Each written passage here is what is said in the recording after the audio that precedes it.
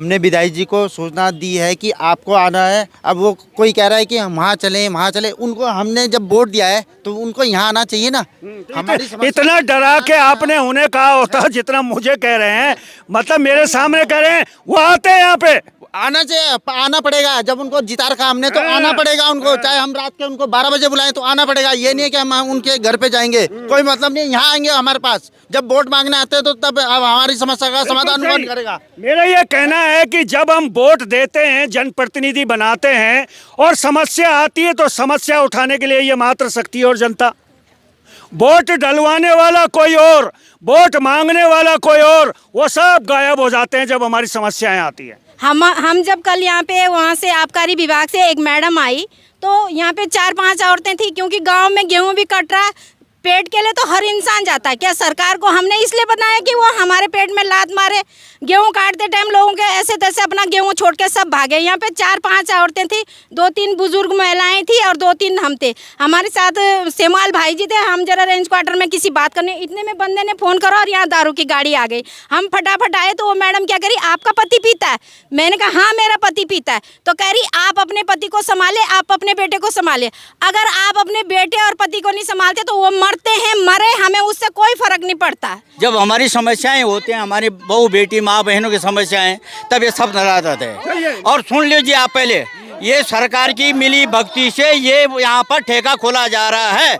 इस गांव से एनओसी ली गई या गांव वालों से पूछा गया कि किसी को ऐतराज तो नहीं है हम यहाँ पर शराब का ठेका खोल रहे हैं, या किसी गांव वाले प्रतिनिधि प्रधान किसी से भी पूछा गया। अब चलिए मुस्कुराइए, आप उत्तराखंड में हैं और अगर आप 4 धाम यात्रा आ रहे हैं तो भी आप मुस्कुराइए। अब आप कहेंगे कि आज मैं मुस्कुराने की बात क्यों कर रहा हूँ?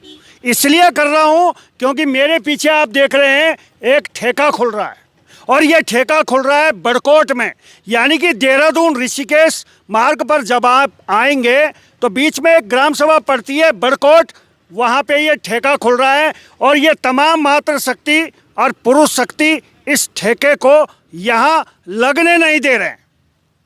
पहले आपके पास आऊँगा, आप प्रधान पति हैं। जी ठेका खुल रहा है आपके क्षेत्र में? जी, हमारे क्षेत्र में जो ये ठेका खुल रहा है इसका संज्ञान क्या है कि पहले किसी भी ग्रामवासी को नहीं था। सब लोगों को ऐसा लगा कि यहाँ पर कोई अपने लिए कोई गौशाला या कोई स्टोर बना रहा है कि जिसमें ये सामान रखेगा।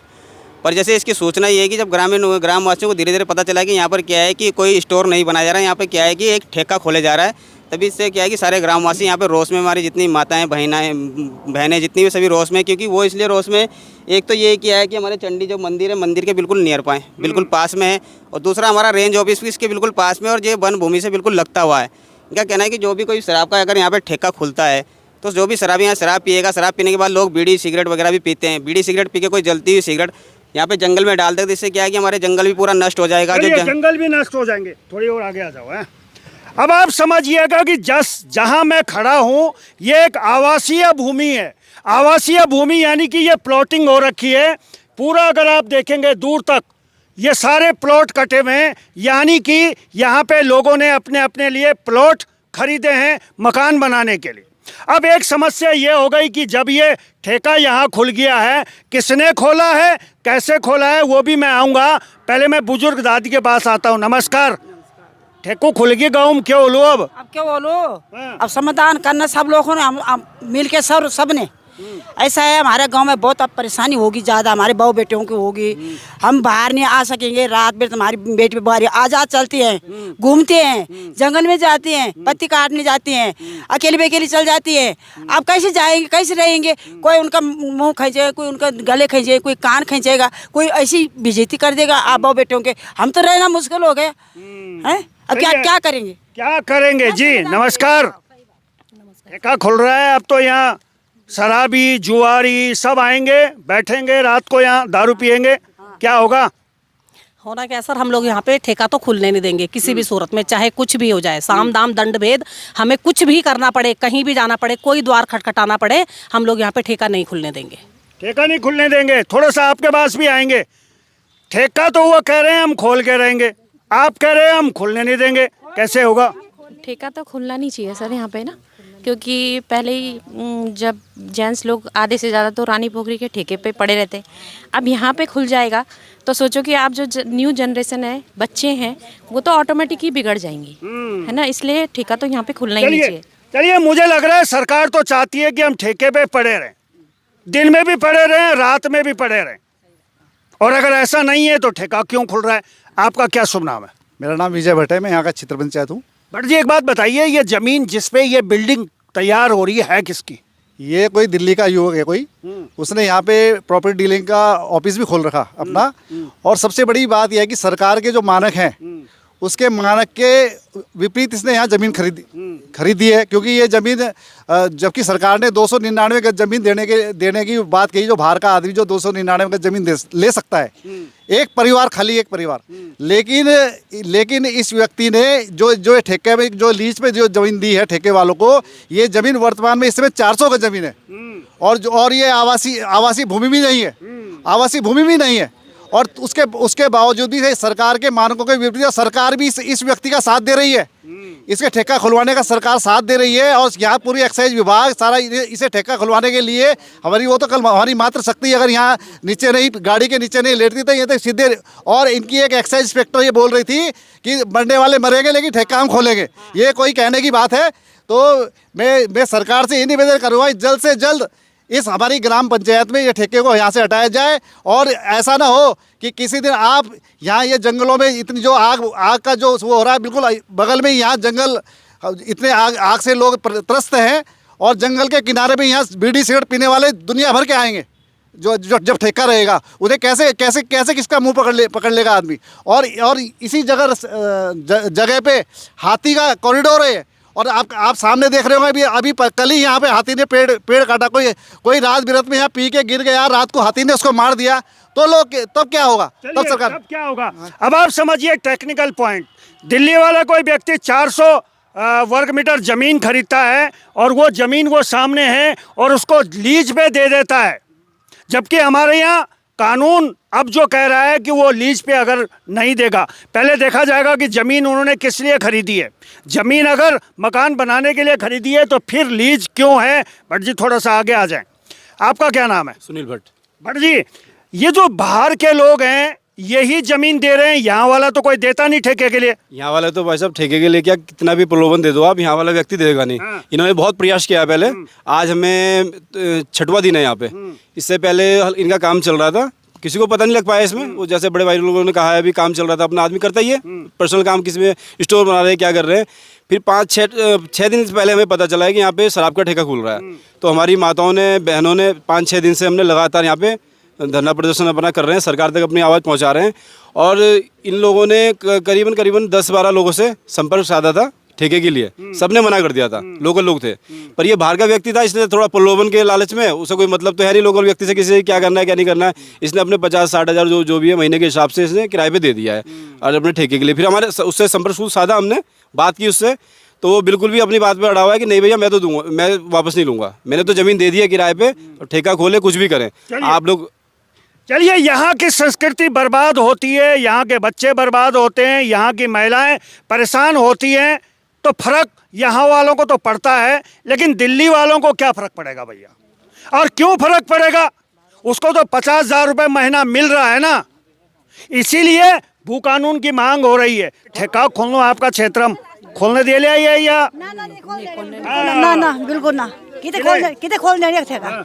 हमारी घास लकड़ी जंगल है ना, सब दाने है, हमारे खेती यहाँ पे, बच्चे यहाँ पे खेलने आते हैं, ग्राउंड यहाँ पे है, तो क्या यहाँ खेलने आएंगे कि दारू पीने आएंगे? बताओ मुझे क्यों डांट रहे? मैं थोड़ा खोल रहा हूँ ना दारू पीएंगे या नहीं कि खेलने आएंगे यहाँ पे? बच्चे यहाँ से यहाँ आ जाएंगे भाई, आपको क्यों बोलना हमने? सरकार चलिए आप लोग यहीं बने रहे, कैमरामैन थोड़ा सा आ जाएं, क्योंकि आप ये देखिएगा तमाम जो ये प्लॉट हैं ये लोगों ने यहाँ पे रहने के लिए, मकान बनाने के लिए खरीदे हैं। अब आप देखिए इन्हीं प्लॉटों के बीच में ये 400 गज का एक जो प्लॉट है दिल्ली वाले का, उन्होंने ये शराब के ठेके के लिए दे दिया है। अब बड़ी विकट समस्या ये है कि जिन्होंने ये प्लॉट खरीदे होंगे वो यहाँ पे कैसे रहेंगे, या तो वो भी किसी को जो है ये दे दें कि भैया इस पे आप भी और दारू का ठेका खोल दें। भट्ट जी, ये जो कॉलोनी है ये कब की कटी हुई है? ये कॉलोनी लगभग आपके 6 से 7 साल हो गए। एग्रीकल्चर लैंड है, वैसे भी R3 नहीं है, जो कि R3 होती है व्यवसाय के लिए। गवर्नमेंट का जो रूल होता है R3 में ही आप व्यवसाय कर सकते हैं, एग्रीकल्चर लैंड में कोई व्यवसाय नहीं कर सकते।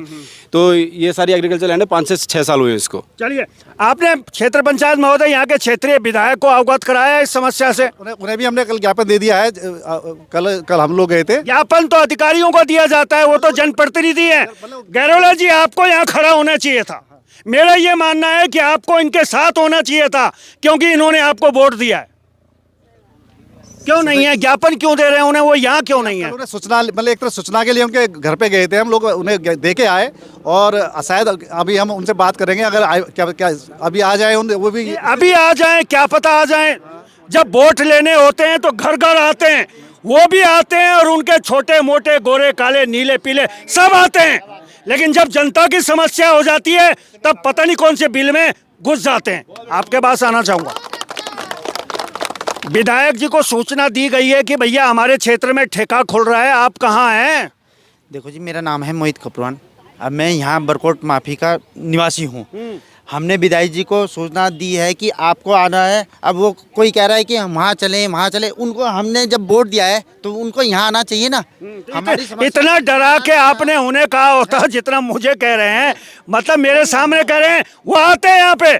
आना चाहिए, आना पड़ेगा। जब उनको जिता रखा हमने तो आना पड़ेगा उनको। चाहे हम रात के उनको 12 बजे बुलाएं तो आना पड़ेगा। ये नहीं है कि हम उनके घर पे जाएंगे, कोई मतलब नहीं। यहाँ आएंगे हमारे पास, जब वोट मांगने आते हैं तो तब हमारी समस्या का समाधान कौन करेगा? मेरा ये कहना है कि जब हम वोट देते हैं, जनप्रतिनिधि बनाते हैं, और समस्या आती है तो समस्या उठाने के लिए ये मात्र शक्ति और जनता।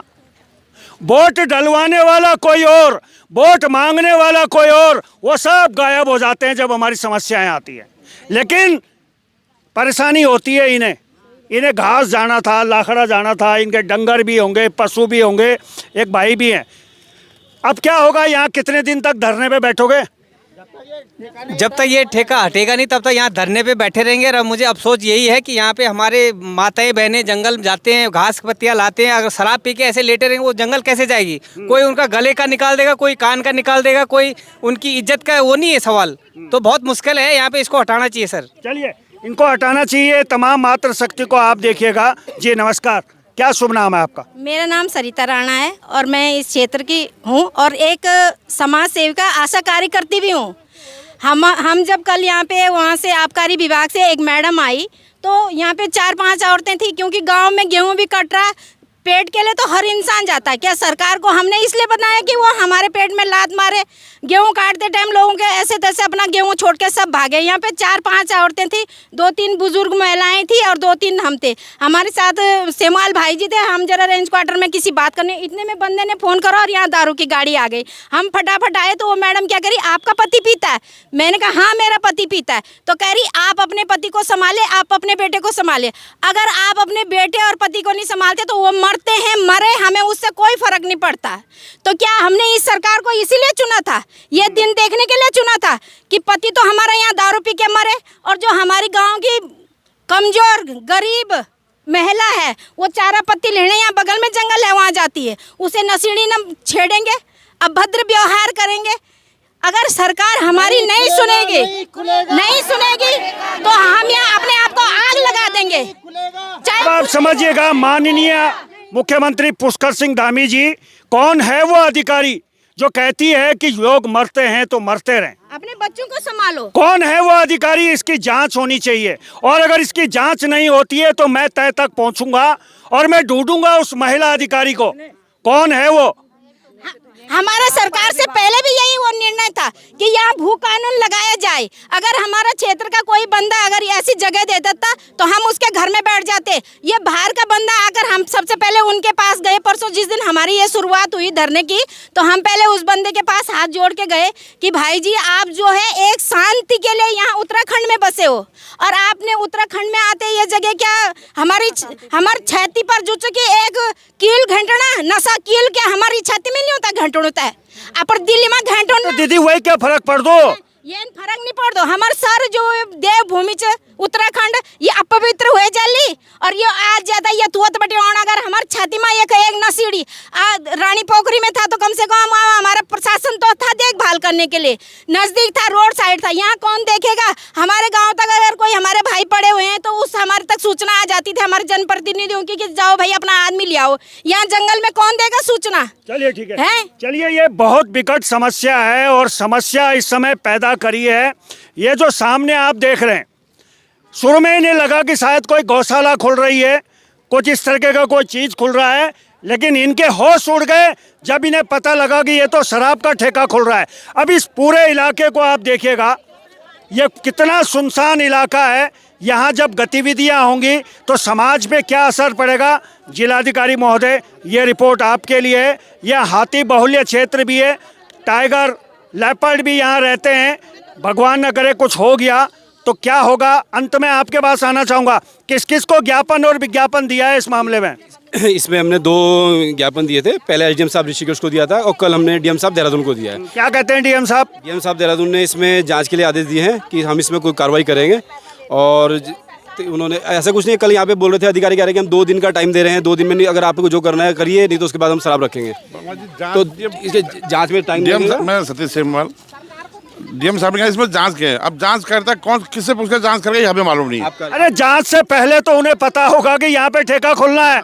तो अब ये जांच फिर जैसे जांच उन्होंने पहले भेज दी, अब बाहर फिर भेज दी तो ठेका फिर खुल जाएगा। यहाँ जहाँ कम से यहाँ के प्रतिनिधि हैं, यहाँ के गाँव के लोग हैं, यहाँ के लोग हैं, उनसे तो एक बार भी आपके मुंह से विधायक का नाम नहीं निकल रहा, कोई विधायक का नाम लेने को तैयार नहीं है। विधायक जी को बोला भाई साहब विधायक जी आना पड़ेगा यहाँ पर। हाँ, क्यों नहीं रहे? उनसे पहले तो मैं आ गया।